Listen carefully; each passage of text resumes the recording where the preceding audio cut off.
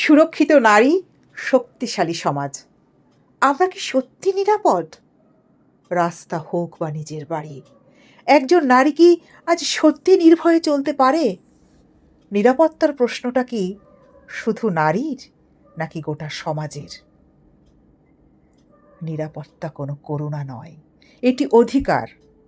কেবল আইন নয়, প্রয়োজন দৃষ্টিভঙ্গির বদল। নিজের ঘর থেকে শুরু হোক সম্মান আর সুরক্ষার শিক্ষা। কারণ যে সমাজ নারীকে নিরাপত্তা দিতে পারে না, সে সমাজ কোনো দিন মাথা উঁচু করে দাঁড়াতে পারে না। আপনার মতে নারীদের নিরাপত্তার জন্য সব থেকে জরুরি কি? কমেন্ট করে মতামত জানাবেন। সবাই ভালো থাকবেন, বাড়ির বাচ্চাদের নিরাপদ রাখার চেষ্টা করুন। আর কিছু বলার নেই।